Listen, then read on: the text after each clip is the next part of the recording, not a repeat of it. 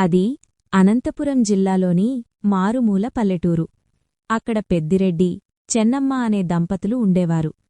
ఆ పొలమే వాళ్లకు సర్వస్వం. ఒకరోజు మధ్యాహ్నం పెద్దిరెడ్డి పొలంగట్టుమీద పనిచూసుకుంటుండగా అటుగా తన చిన్ననాటి దోస్తు ఓబులేసు రావడం చూశాడు. ఏరా ఓబ్లేసు, ఎక్కడికి పోతా ఉండవట్లా? ఇట్రా సామే, కాసేపు ఈ చెట్టు నీడను కూర్చొని మాట్లాడుకుందా. పనులెప్పుడు తక్కువయ్యాయనే నీతో మనసు విప్పి మాట్లాడి చాలా కాలమైందిరా. బాగున్నావా పెద్దిరెడ్డి? ఏముంది సామే, ఈ పొలం పనులు మొదలయ్యాయా, ఇక ప్రాణం మీదికొస్తా ఉండాది. క్షణం తీరిక దొరకడం లేదు. పోన్లే, నీ సంగతిలేంది, ఎట్ల నడుస్తా ఉండాది?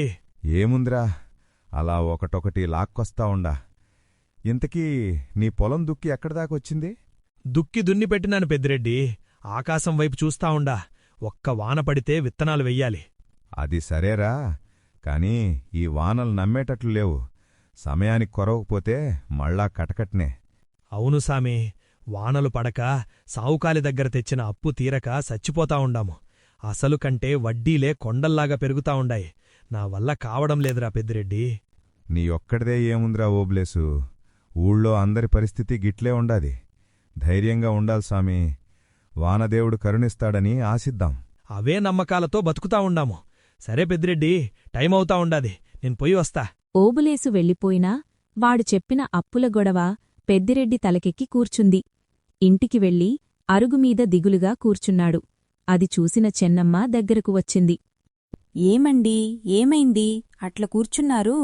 వచ్చినప్పటినుండి చూస్తా ఉండా ముఖమట్ల మార్చుకున్నారు. ఒంట్లో ఏమన్నా నలతగా ఉండా ఏంది? ఏం లేదులే చెన్నమ్మ, పొలంకాడ ఓబ్లేసు కలిశాడు. వాడు చెప్పిన మాటలు విన్నాక నాకు బెదురు పుడతా ఉండాది. వాడేదో చెప్పాడని మీరెందుకట్ల ఉరిపోసుకుంటారు? నాకు చెప్పండి, ఏదన్నా దారి వెతుకుదాం. అప్పుల భయం చెన్నమ్మ, ఏటేటా వడ్డీలు పెరుగుతా ఉండాయి. ఈ ఏడైనా పంట చేతికంది అప్పు తీరుతుందా అని ఆలోచిస్తా ఉండా. ఎందుకండి అట్ల పాపిష్టి ఆలోచనలు చేస్తారు? అంతా మంచే జరుగుతాది. ఈ ఏడు మనకు మంచి దిగుబడి వస్తాది. మీరు దిగులు పడకండి. ఏటేటా ఇదే మాట చెప్తా ఉంటావు. సరేలేగాని ఆకలి దంచుతా ఉండాది. ఏం వండావు? పెడితే తిని పడుకుంటా. అయ్యో, మాటల్లో పడి మర్చిపోయినా. మీకిష్టమని చేపల పులుసు చేసినా. ఉండండి, తెస్తా. మరుసటిరోజు ఉదయం పెద్దిరెడ్డి పొలానికి వెళ్ళాడు. ఇంతలో రంగమ్మ చెన్నమ్మ దగ్గరకు వచ్చింది. చెన్నమ్మా, ఇంట్లుండావా? మన బడికాడ ఆఫీసర్లొచ్చిండ్రు. ఏదో ఉపాధి పనులు మీటింగుందంట. పోదామా? అవునా, పదరంగమ్మా. ఇంట్లో కూర్చొని ఏం చేస్తాం? 4 కొత్త విషయాలు తెలుస్తాయి. సభ అయిపోయాక అందరూ తిరిగి వస్తున్నారు. దారిలో రంగమ్మ చెన్నమ్మ మాట్లాడుకుంటున్నారు. మీటింగ్లో చెప్పేవన్నీ వినడానికి బాగానే ఉండేగాని చెన్నమ్మా, ఇవన్నీ చెయ్యాలంటే పైసలు కావాలిగదా. మా ఆయన ఒక్క రూపాయి కూడా ఇయ్యడు. జరగందాని గురించి ఎందుకులే. అట్లెందుకంటావు రంగమ్మా? ప్రయత్నం చేస్తే మార్గముండాది. నాకైతే ఆ పాడి ఆవుల పెంపకం బాగా నచ్చింది. ఎట్లయినా అది చెయ్యాలని ఉండాది. ఏంటే చెన్నమ్మా, నీవల్లైతాదా? ఇప్పటికే మీ ఆయన అప్పుల్లో మునిగిపోయున్నాడు. మళ్ళా దీనికి పైసలెక్కడ్నించి తెస్తావు? నీకెవడిస్తాడప్పు? నరసింహులుగారు, మీకు చేతనైతే సాయం చెయ్యండి. లేకపోతే నోరు మూసుకొని ఉండండి. నన్ను చూసి తక్కువ చేసి మాట్లాడద్దు. ఏదో ఒకరోజు మీరే నన్ను చూసి గర్వపడేలా చేస్తా. చూడండి. సర్లే, నీ అతి తెలివి ఎక్కడికి పోతాదో చూస్తాంలే. నరసింహులు అన్నమాటలు చెన్నమ్మకు సెగపుట్టించాయి.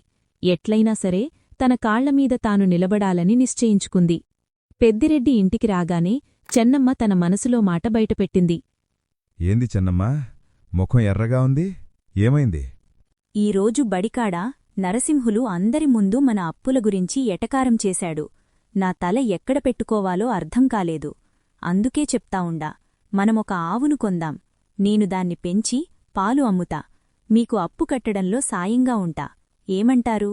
సరే చెన్నమ్మా, నువ్వింతగా చెప్తా ఉంటే ఎట్ల కాదనగల్లా. రేపే ఆ సావుకారిని కాళ్లు పట్టుకొనైనా పైసలు తెచ్చి ఆవును కొంటా. పెద్దిరెడ్డి అన్నట్టుగానే సావుకారి దగ్గర బతిమిలాడి అప్పు తెచ్చి ఒక మంచి ఆవును తెచ్చాడు. ఏరా పెద్దిరెడ్డి, మీ ఆలు చెప్పిందని అప్పు చేసి మరీ ఆవును తెచ్చావా? ఇప్పటికే ఉన్న అప్పు జాల్దా? మళ్ళా ఈ కొత్త లంపటం ఎందుకురా? సలహా ఇచ్చినందుకు థాంక్స్ నరసింహులు గారు. నా పెళ్ళం ఏదో మంచి పని చేస్తానంటే సాయం చేసిన, అంతకుమించి ఏం లేదు. చాలా థాంక్స్ అండి. మీరు నా మీద నమ్మకంతో ఆవును తెచ్చినందుకు చాలా సంతోషంగా ఉంది. తేవడం వరకే నా పని చెన్నమ్మ, మిగతాదంతా నీ చేతుల్లోనే ఉంది. చెన్నమ్మ తెల్లవారుజామునే లేచి ఆవును కడిగి మేతవేసి కంటికి రెప్పలా చూసుకునేది. కొద్ది రోజుల్లోనే ఆవు పాలివ్వడం మొదలుపెట్టింది. ఏవండీ, చూశారా? ఈరోజు పాలు అమ్మగా మంచి ఆదాయం వచ్చింది. ఈ ఆవు పేడను మన పొలంలో వేయండి, భూమి బలపడతాది. నిజమే చెన్నమ్మ, ఈ ఆవు పేడేసినప్పటినుండి మన పొలం కళకళ్లాడుతా ఉండాది. నీ తెలివితేటలు చూస్తుంటే గర్వంగా ఉంది సామే. వానలు బాగా పడ్డాయి. సేంద్రియ ఎరువుల వల్ల పెద్దిరెడ్డి పొలం ఊర్లోనే నంబర్ 1గా ఉంది. ఓబులేసు వచ్చి చూశాడు. పెద్దిరెడ్డి, నీ పొలం చూస్తుంటే కడుపు నిండిపోతా ఉందిరా. ఈసారి నీకు తిరుగులేని పంట వస్తాది. అంతా చెన్నమ్మ చలవేరా ఓబ్లేసు. ఆ ఆవు పుణ్యమా అని నా అప్పులో కొంత తీరింది, పంటా బాగుంది. అది సరేలాని పెద్దిరెడ్డి, ఆ నరసింహులను చూడు. వాడు కెమికల్స్ వాడి పొలమంతా పాడు చేసుకున్నాడు. గింజ సరిగ్గా పడలేదు వాడికి. ఎవరైనా బాగుండాల్రా ఓబ్లేసు, కాలమే బుద్ధి చెబుతాది. నరసింహులు తన పొలాన్ని చూసి ఏడుపు తక్కువగా ఉంది. రచ్చబండకాడ కూర్చొని ఆలోచిస్తుంటే ఓబులేసు వెళ్లాడు. ఓబులేసు, పెద్దిరెడ్డి పొలం ఎట్ల పండిందిరా?